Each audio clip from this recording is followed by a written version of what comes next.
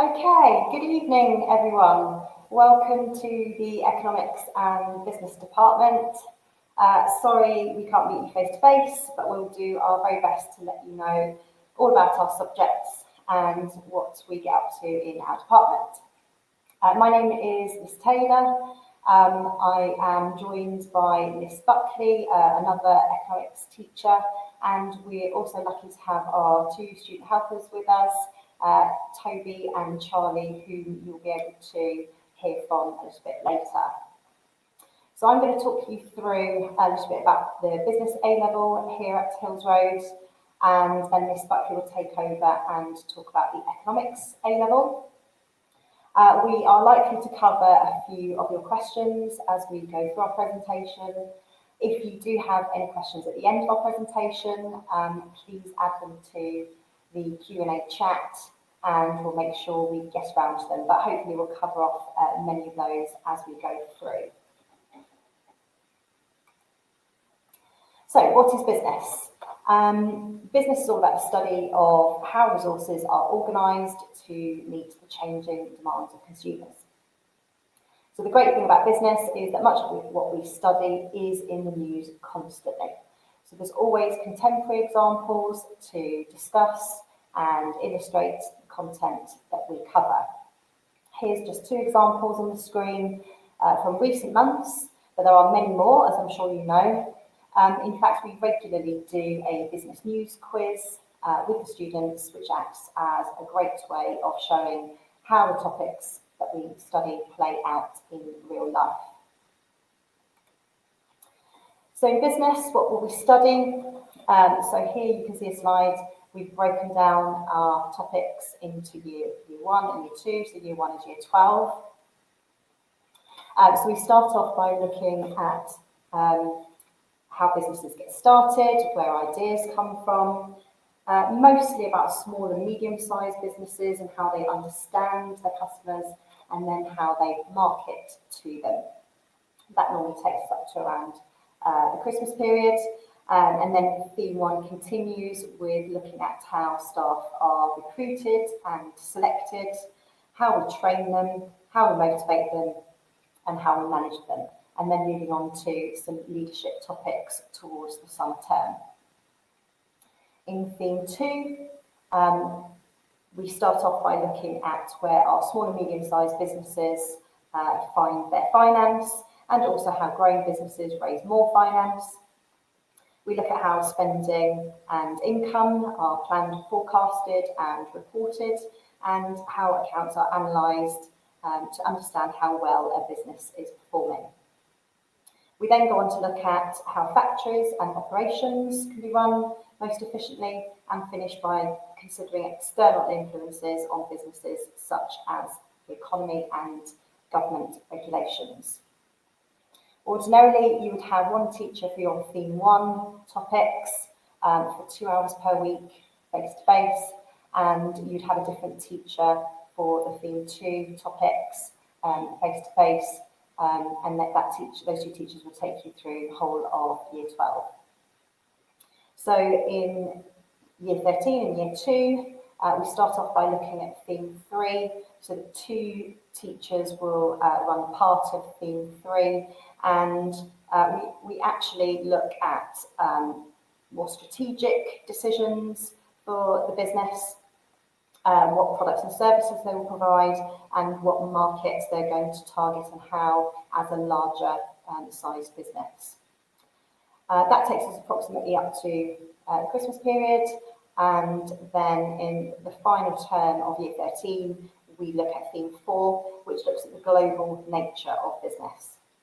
So why businesses might decide to market or manufacture overseas, how they decide upon which countries to target, and how they might need to adapt their marketing to consider different cultures. As we cover this material, we use real business examples. Students are supported through access to a collection of video tutorials. We use a piece of software called Easy Education. We also offer study guides for each of the themes, which is written by us internally. We also provide a calculation practice book and a knowledge book.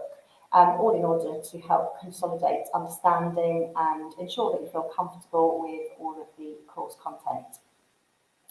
We assess students every half term internally, and they will also sit an internal exam at the end of the year 12 and a mock exam in January year 13.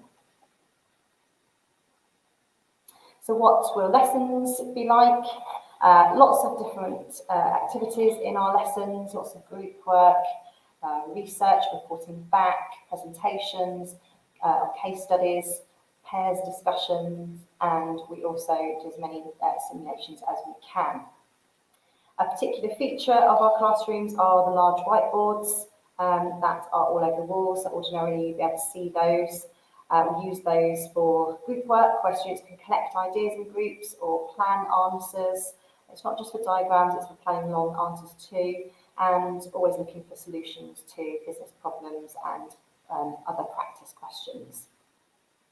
Students now have a personal whiteboard for the conditions that we have at the minute, so that we can try and simulate the whiteboards around the room at this point. Generally, we try and avoid extended periods of chalk and talk and keep the students active and learning by doing, discussing and investigating together before reviewing what they've done as a class. I think it's important to note, because we have to get this question, that we have a maximum of 24 students in each class maximum.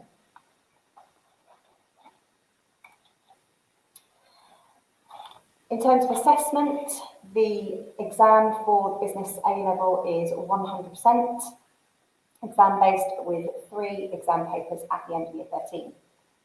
They consist of a mixture of the themes. So in paper 1, we look at marketing, people and global business. That's a mix of the theme 1 and theme 4 elements of the course. Paper 2 looks at business activities, decisions and strategies, so a mixture of theme 2 and theme 3.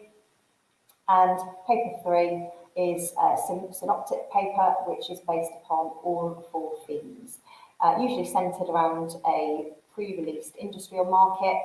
In the past, that has been about health and fitness, chocolate confectionery, the travel industry. We usually do some basic research and use that industry as a vehicle for revision in the last few weeks. It's not necessarily to become some kind of guru in that industry, but a little bit of background is always helpful for the real exam. Is business right for me? Well, do you? Look at issues from a range of different perspectives. Do you enjoy investigating consumer trends while they develop? Do you want to understand how the world around you is affected by the economic, social, technological and legal changes? Do you want to investigate how businesses go about having a more positive environmental and ethical impact? Do you enjoy using data to support your opinions? Do you like studying a subject that's always in the news? If so, come on to business. We'll look forward to having you. Entry requirements, I'm sure this is a burning question for some of you. So on the right-hand side of the slide there, you can see that you need to be achieving a GCSE grade of 6 in English and at least a grade 4 in maths. You do not need to have studied GCSE business.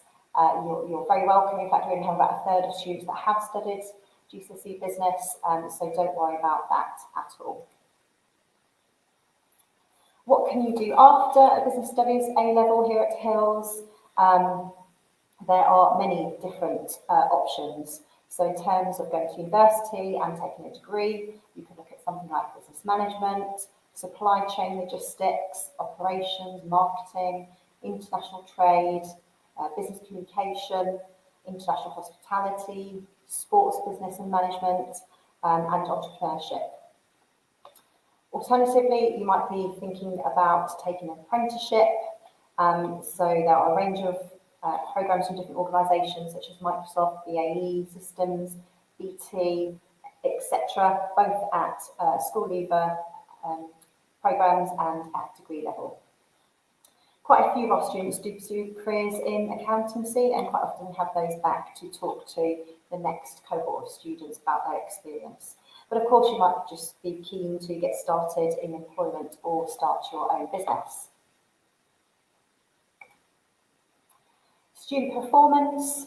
So here you can see in front of you on the left-hand side that in the last 3 years, so our 3-year grade average is that 8 students in our cohorts achieved A star to B, which was way above the national average over the last 3 years.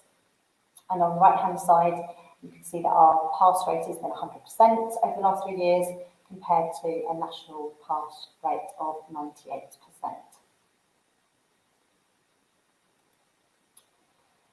Where do our students go after a business studies A-level? Mostly, so 3/4, go into higher education, 14% go into employment, 5% into apprenticeships, and 3% going into further education. And you can see another list of different courses that they've taken at university over the past few years. Okay, so I'm going to hand you over to Ms. Buckley now, who will take you through our economics A-level.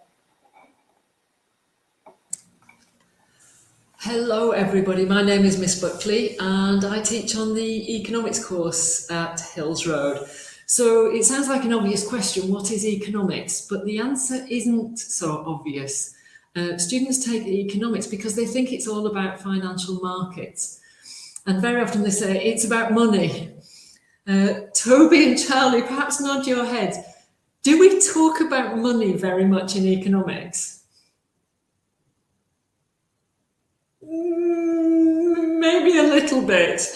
Actually, far less than you would think. Money has an important role in economics, but it's a result of systems that we use. It isn't economics itself. And there's a good part in that slide. It says it is the study of how we decide what, how, and for whom to produce, because we have scarce resources. And they're scarce because we consumers tend to want far more than we have the resources to meet those needs. So there's a problem of scarcity. So economics, rather than being about money, is about scarcity. And once you've got scarcity, then you've got to think about who's going to get what. So there are various ways of answering that question, both at big government, whole national economy level, and in individual markets. The big government is what's known as macroeconomics, whole nation discussions, and microeconomics is about individual markets. So let's have a look at what's on the course to give you a better idea. So as before with business, it's split into 4 themes. And 2 of those themes are microeconomic themes. They're about how markets work. So my guess is a lot of you are wearing shirts, t-shirts. We can't see you, you can see us. But it's likely that somebody has gone and bought that shirt for you. So you, or whoever has bought it for you, has decided what shirt they want and at what price, and has entered a market in order to get it. That's microeconomics, and markets work very well. We have lots and lots of different markets. So we look at how markets work, when they don't work so well. And here is an example of when a market might not be the best solution to allocating those resources. For example, you all want to come to some college, undertake some A-level study. Well, you don't have to pay for it, certainly at Hills Road, and a lot of the schools that you're going to, and neither do your parents. If you had to pay for it, or rather your parents had to pay for it, it would cost many thousands of pounds if we were going to charge a market price. And therefore, in this case, in the case of education, not enough people would be deciding to go to A-level because people just would not buy enough of that A-level. So the government has to step in and say, well, we're going to make it free or largely free. So there's an example of how markets work in terms of t-shirts. But when markets are not so good at deciding who gets what and how much, and then what governments can do to step in. Another example is there's been a sugar tax recently because we've got a problem of obesity. And if we just let the markets decide, then perhaps we'd consume far too many sugary goods for us, and we'd all start piling on even more weight. And after a lot of umming and ahhing, the government has decided that we should be taxing certain goods, and that should cut consumption. So that's an example of government intervention. In the upper six, that theme 3, we look at one market in particular. And this is what's known as the labour market. I'm sure you've heard criticisms about such and such body earns far too much. They're paid too much, overpriced footballers, they're not worth it. Well, we as economists have to look at, well, how do we decide who earns what? We sell our labour, what's a fair price for that labour? And when sometimes labour markets don't work. So that's an upper six, one look at one market, and we discuss at things of fairness and equality. If we look at theme 2 and theme 4, these are macroeconomic themes. And here we're looking at the whole nation.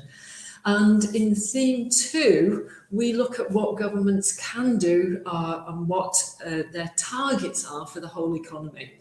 Now, we're in COVID times, aren't we, at the moment? And some of you might have heard that the economy has shrunk.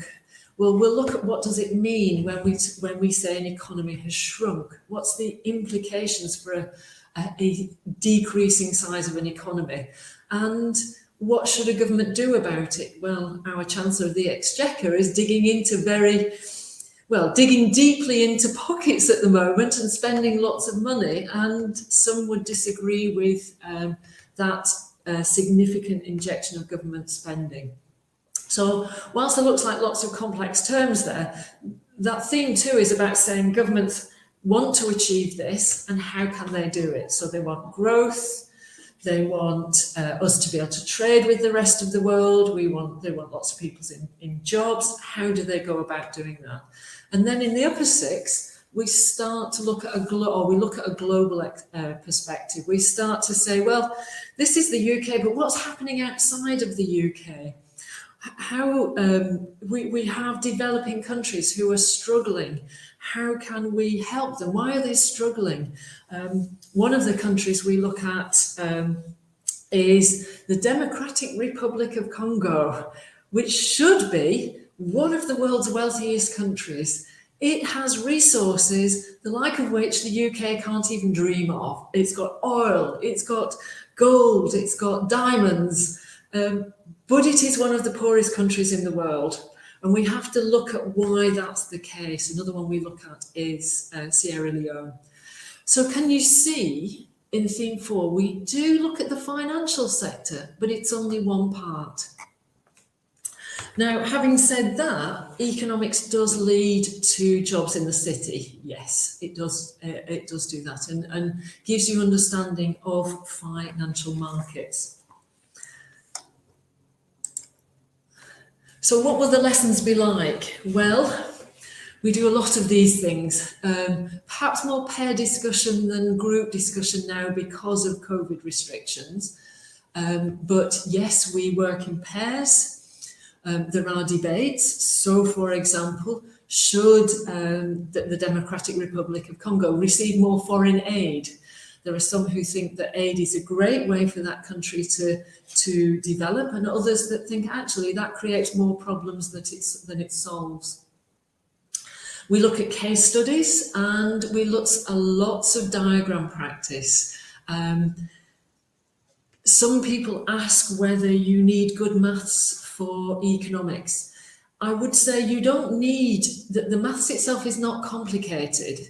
It's percentages, it's adding, subtracting, things like that. But I think it helps, and I don't know if Toby and Charlie, you agree, it helps to have a logical mind, because as economists, we can't isolate variables in the real world and say, well, if Rishi Sunak spends another £1 billion of government money, what will the impact be? We can't put that into a lab and say, well, we can see that the economy will grow by X%. What we have to use is models that help us predict behaviour, and those models are very often diagrams. So I think it helps if you're not scared of looking at data and looking at diagrams and helping unpick them. Unpick what that's likely to say. Now, at university, you can go down a very mathematical route, but not at A-level. The maths is not hard at A-level, but you do need to be fairly confident with looking at patterns of data and looking at diagrams. So no coursework for us either. It's all on a final exam or final 3 papers. Paper 1 is micro. So remember all that stuff about markets and the labour market. Paper 2 is macro, so whole economy and global economics. And paper 3 is it can come from anywhere. But don't worry, this is 2 years down the line, and we'll be giving you lots of practice on this and lots of revision and lots of recall assessment. So by the time these papers come round, you'll be well prepared. So how did we do? A stars to B, 72% well above national averages, and national passes just 99%, but again above national averages. And this is a 3-year average, so we're doing extremely well. And what do economists do? Well, we do have a range of things. Courses taken at university: economics, maths, marketing, philosophy, mechanical engineering. Some students take classics. Some students pursue a more physics, mathematical side and take economics because there are some essay skills in there, so it broadens them out. And some have history, geography, so nothing to do with maths, and economics lends support to their history studies as well. So it's a good mix, and we have economics in every block. So whatever subject combination you want, if you apply to economics, you'll be able to take it on further there. So, is it right for you? Depends what you want to do next. And remember, we're not here to sell our subjects. We're here to help you guys decide, is this for me, and is this the right thing for me to do? Because I have to say, you can't see me very well, but 2 years in my lifespan is quite a short period of time. 2 years in Toby's and Charlie's lifespan is quite a long period of time. And for you to be studying the wrong subject, those 2 years can seem like a long time. So it's really important that you choose the right subjects for you. But is it right for you? Do you have an interest in social justice, in policy making, in discussions about what's fair and what's not fair?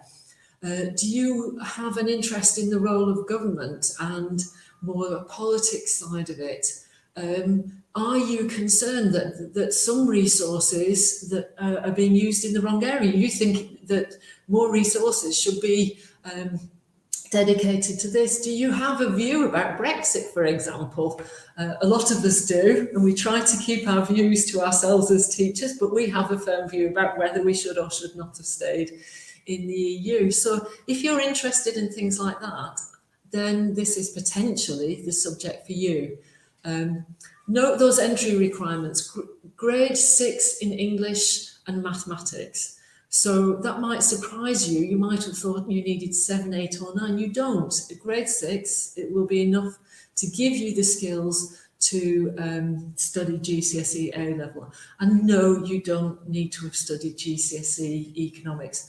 Very, very, very few students do. If we made that a requirement, I think we'd have about 10 students and no more. So we assume no background knowledge in terms of economics. We do assume that you would be interested in the news and interested in what's going on in the news, but no concrete knowledge of economics models at all. That's our job, to help you learn those.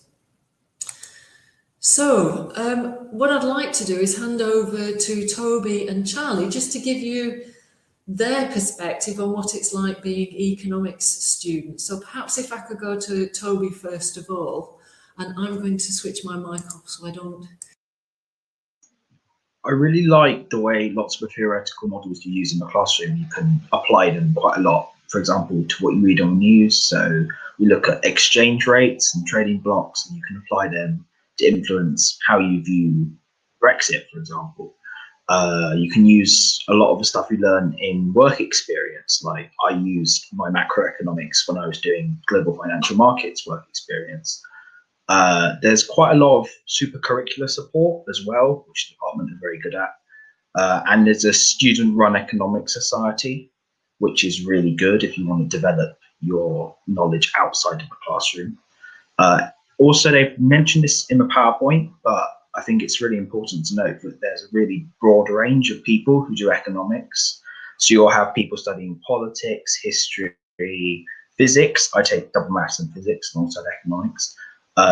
Yeah, there's a really broad range of skill sets, and I think that's very valuable to have in the classroom with you.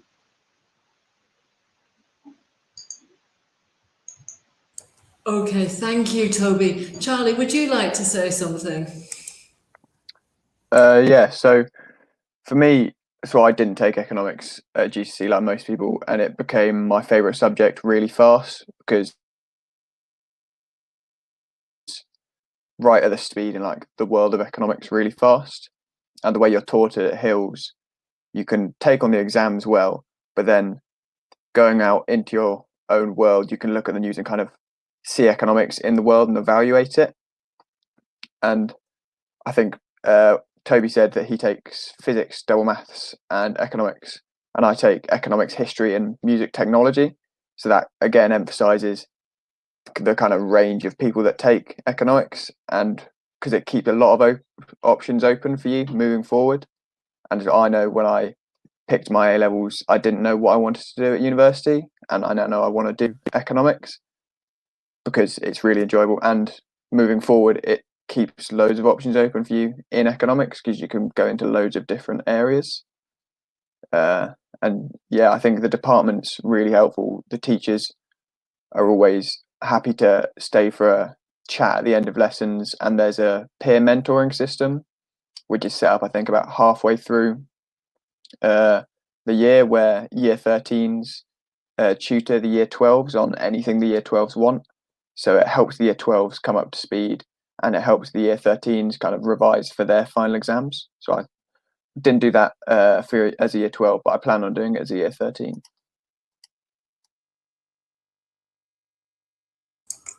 Okay, thank you, Charlie. Thank you, Toby. And you talked about some of the help and support that's available. I just move us along here. Obviously, we are all specialists, and what you would get is a study guide, which is a guide to study for each one of the themes. With lots of exercises in there, lots of links to web resources, some bits of information in there, and also we would be providing what's known as a HODA workbook as well, with lots of exam practice in there. We like to see the students termly, so we have a progress review meeting with you. And perhaps more importantly than that, there are workshops every week.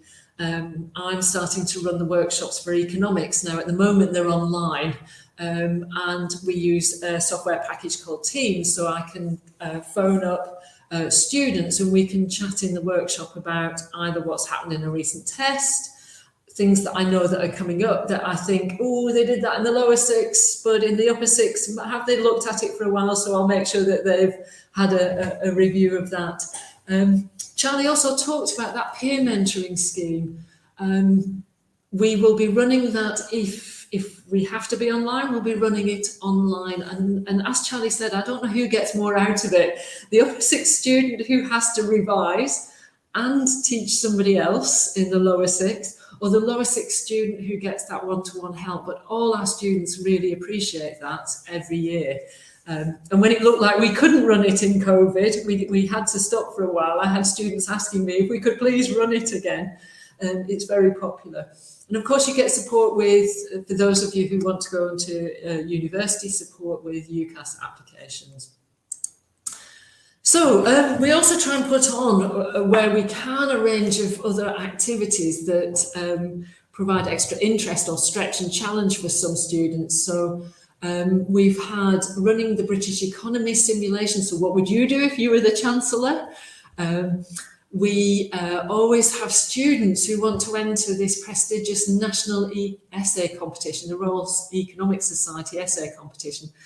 And I think now, if memory serves, it's 4 years ago when one of our students actually won this national competition and went to London and was presented with their prize. Every year we enter the base competition, and we have won that and come second in that as well. We have visiting speakers. For economists, we've had an economics professor from Cambridge. How lucky are we to be on the doorstep of Cambridge University? And Professor Ha-Jun Chang has talked to our students. A dear friend of mine has come in and talked. He was an ex-City banker and set up a charity in the Democratic Republic of Congo, and asked him to come in. We have the Economic Society is so active this year. Toby, I think you're part of that, or you've been part of that. And they meet every week online, run by a student called Gabrielle and a student called Yi Lin. So lots going on in the department. Now I notice in the chat quite a few of you have talked about, business or economics, and can we take them both? The central issue is economics is says why the world is the way it is and how to fix it. So the problem with obesity and the fact that perhaps too many resources are being taken by kids drinking sugary drinks and then ending up with health problems, and those resources then being used to help solve that problem of obesity. Those resources, so I'm thinking medical resources that could be used elsewhere. That's economics. Business is, oh, hang on a minute. We don't really need to understand the reasons why there's a tax on sugary drinks, but how do we respond to that? So how does Iron Brew, Coca-Cola, Pepsi, how did they respond to it? And I can tell you, they changed the formulation of their drinks to significantly reduce the sugar content. So that's one of the differences between the two. Another could be, well, let's have a look at something called interest rates, the cost of borrowing. As economists, we would need to know, well, what should happen to interest rates? Should they be going up? Should it be more expensive to borrow? In business, okay, they may look a little bit at that, but they're much more interested in, well, what is this going to do to my business? How does this change in interest rate affect my business? So again, that's another reason why they're different. One or two of you in the chat have said, should I take both? Well, we do have students who take economics and business together every year. I think there are pros and cons to that. The pro is there is a little bit of overlap, but perhaps not as much as people think. And if you're taking both of them, you've really decided that economics and business is the area that you want to look at when applying to university. If not, then I would recommend spreading your wings, taking one or the other, because one or two universities might consider that to be slightly narrowing your choices down. As I say, we do have students who take both, and they have decided that's the area that they want to go into. And in fact, some students then struggle to get a third A level because they really want to go into that area. So it's not impossible to do both, but consider why you're doing it. So I think I might have headed off some of the questions there, but if we can start looking at some of those questions there. So I'm happy to read them out. Ms. Taylor, would you like to answer them if I read them out? Yeah, I'll try. Okay, so I think we've answered this, but somebody said, do you have to be good at maths for economics or business? What do you think? So I'll refer everyone back to the slides where it shows entry requirements. So for business studies, you'll need to have achieved a equivalent of a grade 4, but for economics, you'll need to have achieved the equivalent of a grade 6. So I think there is a marked difference in terms of how high your level of maths needs to be. So you'll need to be slightly more mathematical minded in order to take economics. Would that be right to say, Toby and Charlie? Okay. I've got a couple of nods. Okay. I've got another question here. Do you have to be good at business to do economics and good at economics to do business? I think the short answer is no. We teach you the business and economics. So what you have to do is, again, meet those requirements of for economics, maths and English at grade 6. We do not expect you to know what business is or to have an in-depth knowledge of business or economics at that point in time. Okay, there's an exam question here. I'll answer this, Ms. Taylor, in terms of economics. Afra Piran has asked, what's the longest exam question on the paper? Now, for economics, it's an essay of 25 marks. If we think in terms of paragraphs, that's 5 substantial paragraphs. Perhaps each paragraph is maybe a third of a page long, but that's the longest one in economics.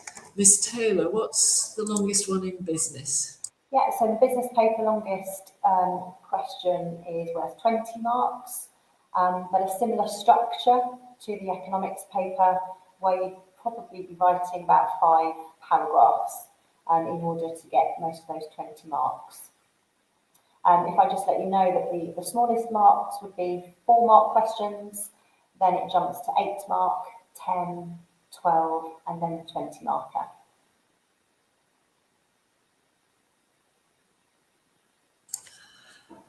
Thank you very much. Now I'm just reading another one here. I think, Danica, your question about what careers can you take with A-level business and economics, can you just check with me that that's already been answered where we looked at destinations? Max has asked a question about how similar are business GCSE questions to A-level ones. Again, I think that's a question for you, Ms. Taylor. How similar are those questions? Yeah, good question. So some of the topics that you've seen on that first slide about the 4 themes, you will or are likely to have covered at GCSE. So for example, marketing or human resources. So we go through the content of those topics, but very quickly move on to analyse how a specific business would have to deal with a specific problem. So we try to cover the content more quickly than you would at GCSE and look to extend your answers and help train you into how to analyse, how to assess a situation and how to subsequently move on to evaluate and offer suggestions, recommendations on a particular business strategy based on what you know. So yes, we will be covering some of the topics that you covered in GCSE, but don't worry if you haven't done GCSE, we will go back through them. In fact, we often use our GCSE students to help mentor our non-GCSE students in the first stages, but very quickly we're all at the same stage in terms of learning how to analyse in depth and come to evaluations.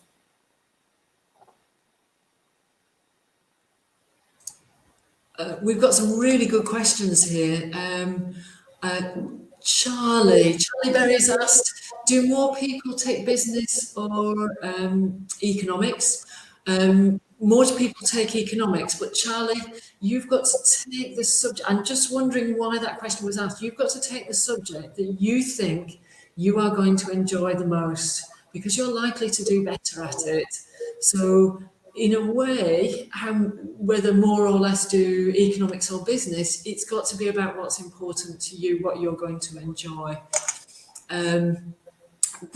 Somebody's asked a question here about just looking up. There was one here about physics and maths, but it seems to have gone. Joseph, you asked a question saying, is there a particular reason why the themes are split between two teachers? As teachers, we tend to have our specialist areas, so we tend to prefer either macro or micro. And also, excuse me, we think that it's good that you see two teachers' perspectives rather than one. It does happen where sometimes there is one teacher who teaches the students for the face-to-face lessons all the time. But generally, and I think it's the same in most subjects, the subjects is split between two teachers. So you get to hear different perspectives on that. So that was a good question, Joseph. Polly's asked, would it be better to take it considering a career in law, business or economics? To be honest, I don't think there's an advantage to either one of them. There is a branch of law that's called corporate law, and friends of mine who are lawyers say they appreciate their trainees who have an understanding of business. In economics, there is a branch of law called competition law that looks at whether markets are working efficiently. Now, in that case, economics would be better. So I don't know that there's an advantage of either one to the other. Now, if you are wanting to apply to the most competitive, I say the most competitive universities, they may take a view as to which one is better or not. But in terms of the law themselves and in terms for the vast majority of universities, it doesn't make a difference. It says, how many students taking? What are the average class sizes? The maximum is 24. Most class sizes are 22, I would say. Now, my questions are disappearing, which would suggest we're running out of time. So I would say thank you very much, everybody. Thank you to my helpers, to Charlie and to Toby. And from me, that would be goodbye. Goodbye, good evening.